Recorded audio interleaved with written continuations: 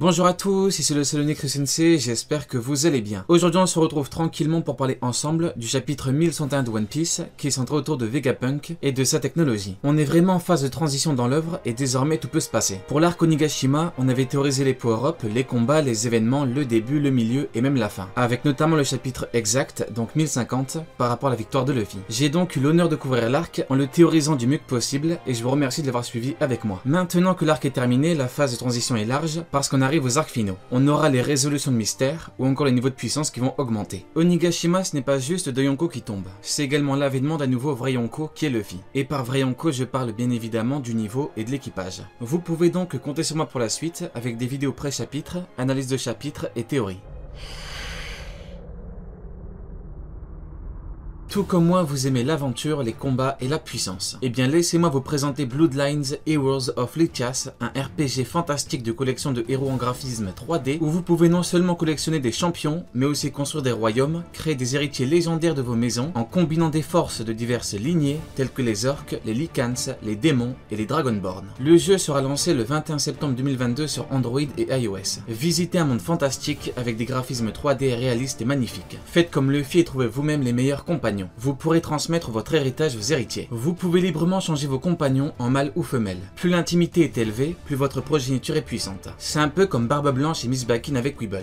Quoique, personnalisez vos champions en leur transmettant divers traits et talents. Développez votre arbre généalogique jusqu'à trouver une combinaison unique de 5 compétences puissantes parmi des dizaines qui vous conviennent le mieux. Les possibilités sont infinies. Construisez votre royaume et votre économie. Le gemme et la marine, c'est bientôt finito. Faites mieux qu'eux. Retrouvez Lycanis du clan Lycan, qui est un clan de loups-garous au design épuré. Utilisez mon lien et obtenez cartes du clan Dragonborn gratuitement. Ils peuvent se transformer en véritables dragons. Reste à voir si Ryuma peut les gérer. Sans oublier la puissance de Fulgur. Utilisez mon lien et obtenez un héritier mi-dragon mi-dieu gratuitement. Vous pouvez utiliser le lien ou alors le QR code. Obtenez un pack de démarrage exclusif d'une valeur de 30 € avec mon lien. 200 diamants, 2 cristaux d'invocation et 5 potions d'endurance.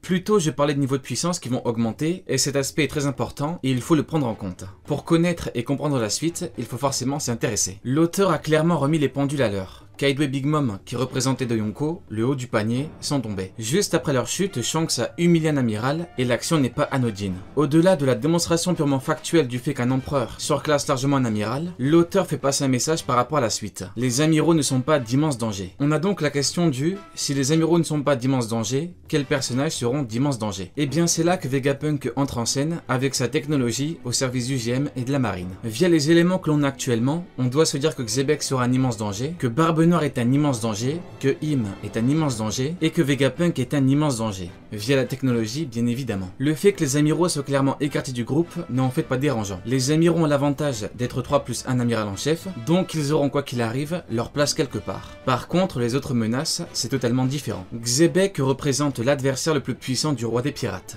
Goldie Roger. Barbe Noire a un potentiel qui est complètement colossal. Im a priori été capable de raser une île entière, à distance, et maintenant on en vient à Vegapunk. On va profiter de la vidéo pour faire un bon point sur Vegapunk et le SSG. Je suis sur le SSG depuis le chapitre 1059 et ce chapitre là est sur Vegapunk, donc c'est parfait. Vegapunk est un véritable génie que l'on ne peut pas vraiment comparer à d'autres scientifiques du monde. On connaît des hommes tels que César ou encore Judge, mais Vegapunk sort clairement du lot. On dit qu'il a 500 ans d'avance, mais à la limite, c'était des on-dit. L'un de ses meilleurs exploits était la confection des fameux pacifistas, des Kuma robots avec de gros niveaux qui obéissaient et combattaient parfaitement. L'exploit de Vegapunk était à l'époque incroyable. Avec l'ellipse, les pacifistas sont devenus limite obsolètes. Ils avaient toujours une utilité pour les pirates d'un certain niveau, mais quand Luffy, Zoro et Sanji peuvent les one-shot, l'intérêt est largement amoindri. Voilà pourquoi Vegapunk a passé un stade totalement supérieur avec le SSG, Special Science Group, qui remplace pour moi simplement les Shibukai. Au chapitre 1059, Barbe Noire vient personnellement pour récupérer le fruit de bois en coque. Barbe Noire n'hésite pas à attaquer la marine, et il en profite pour choper Boa en l'étranglant simplement. Par contre, pré-étranglement,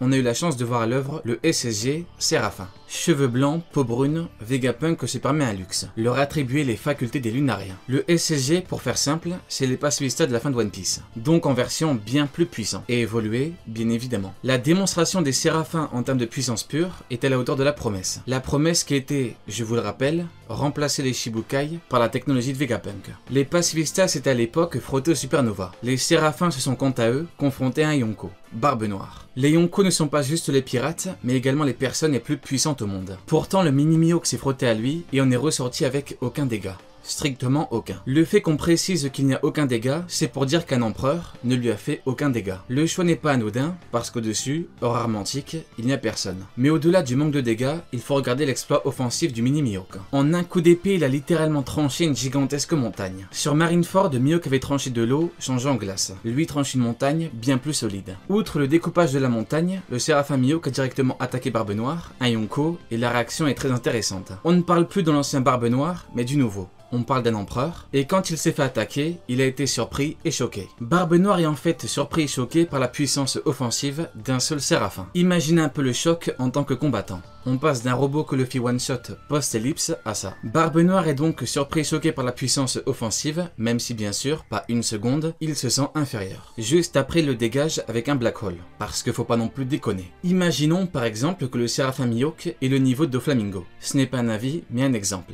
Pensez-vous que Barbe Noire aurait cette réaction contre Doflamingo? Eh bien en tant que Yonko, je ne pense pas. Pourquoi? Parce que là, Barbe Noire est surpris et choqué. En tant que Yonko, tu es censé connaître un minimum les niveaux des plus puissants pirates au monde. Shichibukai, commandant Yonko. Tu es censé connaître un minimum les rapports de force. Surtout que Teach a déjà combattu Ace, Sengoku, Garp, encore une fois on a la preuve qu'ils sont toujours tous les deux, ou encore Barbe Blanche. Vegapunk a donc atteint un tel niveau de technologie qu'il peut créer des combattants qui surprennent et choquent un Yonko. Doflamingo pour un Yonko, je dirais pas que c'est rien, mais un peu quand même. Il transpire à grosses gouttes en pensant à Kaido. Doflamingo est factuellement inférieur à Cracker, et on connaît le rapport de force entre un commandant et un Yonko. Donc Vegapunk a tenu sa promesse en remplaçant les Shichibukai par ses machines d'un énorme niveau. Le Séraphin Mihawk a la puissance offensive et la résistance offensive. Zoro ne pouvait rien faire contre King par rapport à sa résistance. Il a dû trouver un stratagème avec le feu. L'auteur avait en fait le choix pour King, une résistance via de l'armement ou via sa race. Il a pris le second choix justement pour continuer avec le SSG, parce qu'on parle de King. Au-delà de l'ADN, etc., on parle des caractéristiques du second Kaido. Donc à chaque fois qu'on voit un Séraphin, on se dit hop, la résistance de King. On en vient donc à la question qui fâche. Les Séraphins sont-ils supérieurs aux originaux? Tout d'abord, en termes de résistance, il n'y a pas photo. Pour le moment, ils sont tous factuellement bien plus résistants. On parle d'une résistance lunarienne. On ne peut pas dire le contraire. Pour répondre à la question, il faut se poser une autre question. Quel est le but des Séraphins? Eh bien remplacer les Shichibukai. Quel intérêt de remplacer des pirates par quelque chose de plus faible? La logique voudrait donc qu'on ait au moins un niveau global équivalent. Fujitora dit clairement que les Shichibukai ne sont plus d'aucune utilité. On a donc au minimum un niveau global équivalent. Tout l'intérêt des entre guillemets nouveaux Shichibukai est de surpasser les anciens ou d'avoir le même niveau. Le problème c'est que actuellement on a la phase finale. En tout cas, on y est très bientôt. Et donc quel intérêt d'avoir un niveau équivalent? Tout ça nous amène encore et toujours à Vegapunk parce que le potentiel de création est colossal. La véritable question à se poser est le nombre, parce que c'est vers cette réponse qu'on a le reste par rapport au plus important. C'est très simple par rapport aux machines, s'il n'y en a pas beaucoup, et qu'il n'y a qu'une machine par pirate,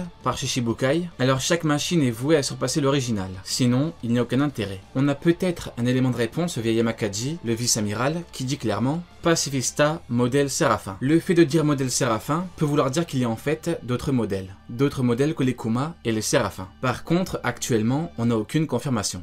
Et c'est bien ça le problème. Avec les Séraphins, on a clairement des formes enfants, et on a le facteur de linéage qui est basé sur l'ADN. L'ADN qui contient l'information génétique qui permet le développement de l'être vivant. Donc, au fond, est-ce que dire que les Séraphins peuvent grandir, c'est choquant? Eh bien en fait, pas vraiment. Et la réponse à la question peut se trouver là. Peut-être que actuellement, ils ne sont pas supérieurs aux originaux, mais qu'à l'avenir, ils peuvent les surpasser. D'ailleurs, le plus dangereux avec eux, c'est qu'ils peuvent évoluer avec des éléments externes. Ils pourraient avoir des pouvoirs de fruits. Via Funfried, on sait que Vegapunk est déjà dedans. Un fruit à une épée. Peut-être que c'est pour ça que la marine veut absolument le fruit d'Hancock. Vegapunk sait sûrement comment prendre les pouvoirs. En autre élément, par exemple, on aurait le mini-Mihawk avec l'épée de Mihawk. Si par exemple la marine arrête Mihawk, on pourrait avoir le Kokuto Yuru au mini-Mihawk. En tout cas, quoi qu'il arrive, pour Boa Hancock, le fait d'envoyer le SSG peut montrer une certaine volonté de capture importante. 200-300年実現不可能な設計図がゴロゴロ。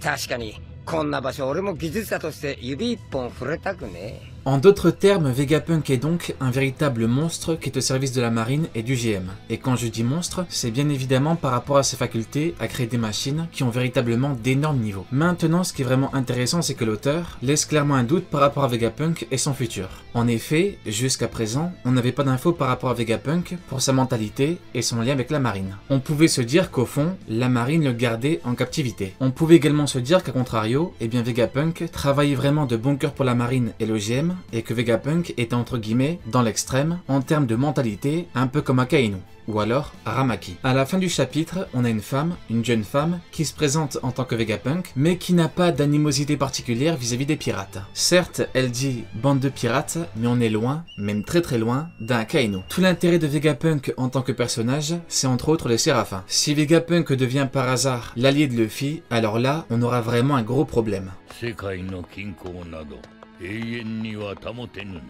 On en vient donc à parler du danger Vegapunk qui est en fait un danger pour toute la piraterie. Depuis très longtemps dans l'œuvre, on nous parle d'équilibre du monde avec les Yonko, la marine et les Shichibukai. On l'a vu plusieurs fois et ça a été confirmé, marine égale Shichibukai égale un équipage Yonko. L'équilibre du monde. L'équilibre tenait parce que les Yonko n'étaient pas alliés, parce que les Shichibukai aidaient la marine et parce qu'aucun camp n'attaquait, pour éviter les pertes et la défaite. Avec la fin des Shichibukai, la marine s'est retrouvée sans pirate allié, donc avec un grand pouvoir en moins. Le SSJ a donc remplacé les pirates, mais ce qu'il faut comprendre, c'est que Vegapunk a bouleversé les choses. Le désavantage des grands corsaires, c'est qu'on avait des pirates qui n'en faisaient qu'à leur tête. Autre problème, les grands corsaires, c'était surtout une aide défensive contre les Yonko, on l'a bien vu avec Barbe Blanche. Voilà pourquoi le GM voulait les armes antiques pour éradiquer la piraterie. La marine ne pouvait pas battre chaque Yonko un par un. Par contre, le SSG qui remplace les Shichibukai, ce n'est pas qu'une forme défensive, mais également offensive. Et cette différence change radicalement les choses. Quand la marine attaque avec des séraphins, la marine montre que désormais,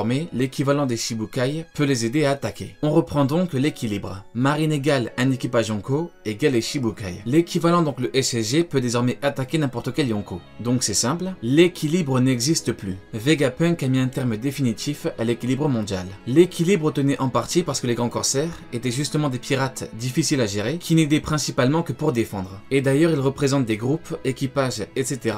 qu'il faut mobiliser. Désormais la marine peut en principe attaquer un territoire Yonko pour faire tomber un Yonko. Par contre, bien sûr, ce n'est pas non plus facile. Mais force est de constater que, en principe, la marine peut faire tomber les Yonko un par un. Le problème, c'est que Luffy n'a pas de base. Pour Shanks, a priori, c'est pareil. Pour Baggy, ça reste à voir. Et pour Barbe Noire, on a la ruche. En partant du principe que pour Baggy, c'est compliqué, eh bien Barbe Noire est le Yonko que la marine peut le plus facilement attaquer. Ce qu'il faut comprendre, c'est qu'une seule personne a réussi à mettre un terme à l'équilibre du monde. Le docteur Vegapunk. Le SSG, ce n'est pas n'importe quoi. Ce n'est pas juste quelque chose qui remplace des pirates. Le SSG est une chose qui peut changer le monde à tout jamais. Plus tôt, on a vu que les séraphins pouvaient atteindre les niveaux des Shichibukai, voire même les surpasser. Maintenant, si on voit plus loin, on peut clairement dire que Vegapunk a tout pour que la marine contrôle le monde définitivement. Avec plus de temps, Vegapunk pourrait créer plus de séraphins. Vegapunk pourrait utiliser d'autres personnes. Ryokugyo ayant attaqué King et Queen enfermés à Udon, il pourrait très bien les ramener à Vegapunk. Allant plus loin, Vegapunk pourrait utiliser les amiraux. Imaginez un peu des séraphins en amiraux. C'est là qu'on voit à quel point Vegapunk est dangereux. Celui qui est avec Vegapunk pourrait clairement contrôler le monde. Si Dragon parvenait à le recruter, eh bien pour la marine, ce serait la fin. Et ce qu'il y a de plus dangereux chez Vegapunk, ce n'est pas juste ce qu'il a fait, c'est ce qu'il pourrait faire. On comprend donc tout l'intérêt de s'intéresser à la puissance du SSG. Un seul personnage peut faire gagner n'importe quel camp. Allez, Jané, tu n'auras pas regardé ma vidéo pour rien.